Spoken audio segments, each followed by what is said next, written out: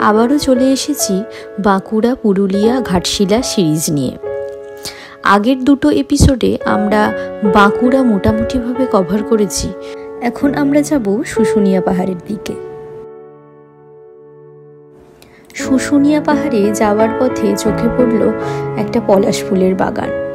পলাশের টানেই তো বেরানো বসন্তকালে, আর পলাশ ছেড়ে কি চলে যাওয়া যায়? তাই বাইকের মোড় ঘুরিয়ে ঢুকে পড়লাম পলাশ বাগানে।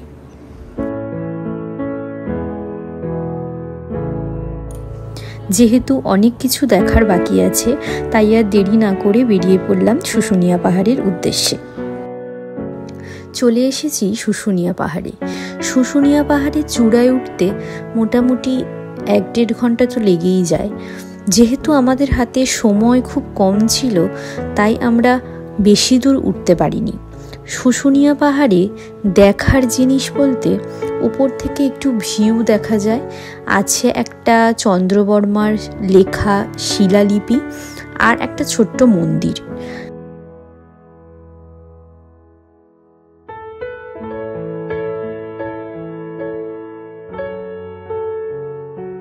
আমরা এখন যাব বাঁকুড়ার বিহারীনাথ পাহাড়ের দিকে।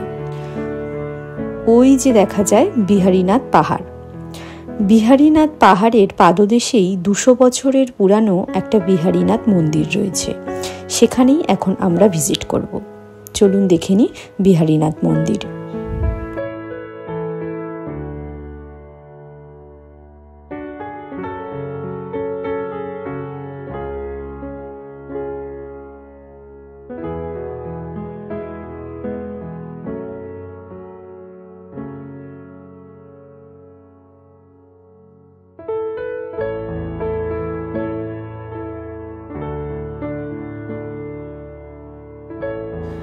এই বিহারীনাথ মন্দির থেকে কল্যাণেশ্বরী মন্দির এবং মাইথন ড্যামের দিকে যাওয়ার পথে পড়বে ঈশ্বরদা ফেরিঘাট। ঈশ্বরদা ফেরিঘাটটি দামোদর নদীর পাড়েই অবস্থিত। ঈশ্বরদা ফেরিঘাট থেকে বানপুরের দিকে পারাপারের জন্য এই সাঁকোটি তৈরি করা হয়েছে।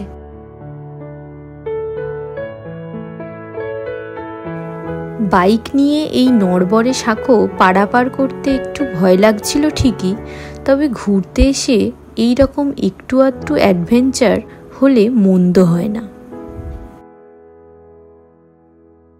নড়বড়ে বাঁশের সাঁকো পেরিয়ে রওনা দিলাম কল্যাণেশ্বরী মন্দিরের দিকে।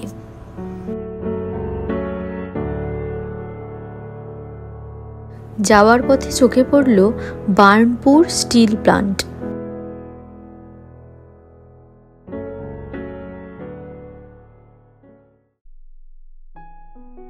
চলে এলাম কল্যাণেশ্বরী মন্দিরে। মন্দিরের বাইরের একটা দোকান থেকে আমরা পুজো দেওয়ার জন্য ফুল প্রসাদ কিনে মন্দিরে প্রবেশ করলাম।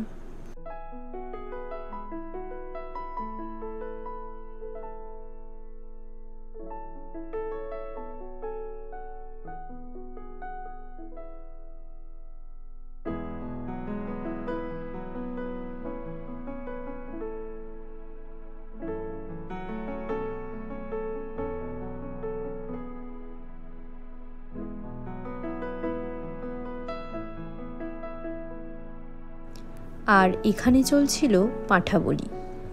জানি না কেন জলজান্ত জীবগুলোকে ধরে এভাবে বলি দেওয়া হয়।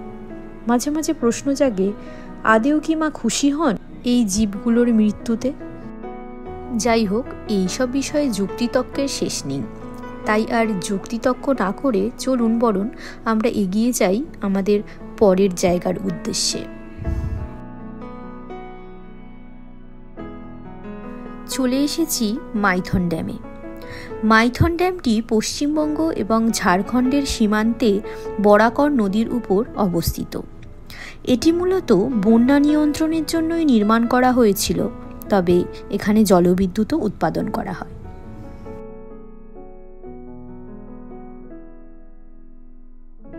ড্যামটি ঘুরে দেখানোর জন্য ওই যে ওখানে বোটিংয়েরও ব্যবস্থা রয়েছে।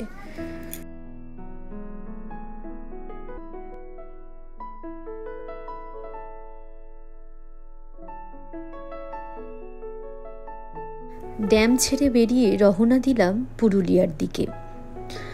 পুরুলিয়ার দিকে যাবার পথে আবারও চোখে পড়ল মাঠ ভরা পলাশ ফুল। আবারও ঢুকে পড়লাম মাঠের ভিতরে।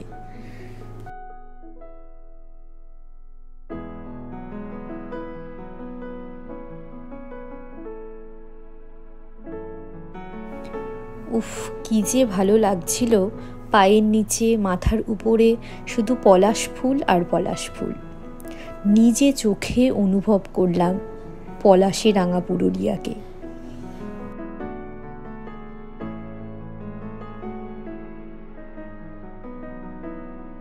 আমরা এখন পুরুলিয়ায় প্রবেশ করে গেছি। সামনেই যে পাহাড়টা দেখছেন, এটা হলো পঞ্চকোট পাহাড়।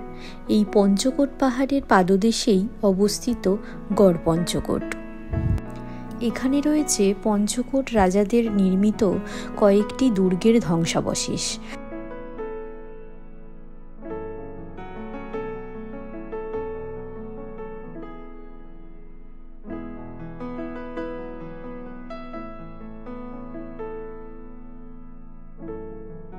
আর রয়েছে গড়পঞ্চকোট রাস মন্দির।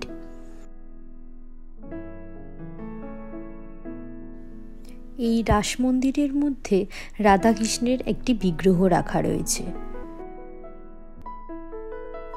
গড়পঞ্চকোট থেকে বেরিয়ে আমরা এখন চলেছি পুরুলিয়ার বড়ন্তিতে। ওখানেই আমরা আজ রাতটা কাটাবো। বড়ন্তিতে গিয়ে আমরা কোন রিসর্টে রাত কাটিয়েছিলাম, রিসর্টের খরচ, খাওয়া দাওয়ার খরচ কেমন ছিল, এই সব কিছু নিয়েই আমি আগে একটা ভিডিও করেছি। সেই ভিডিওটি আমার চ্যানেলেই রয়েছে, চাইলে চেক করে নিতে পারেন।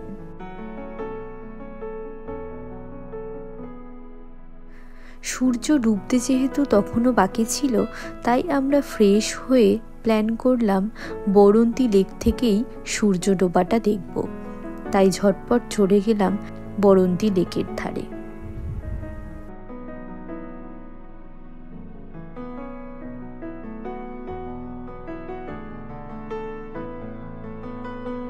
সূর্য তো ডুবেই গেল আর সন্ধেও নেমে গেল। এখন আমাদের খেয়ে দিয়ে বিশ্রাম নেওয়ার পালা।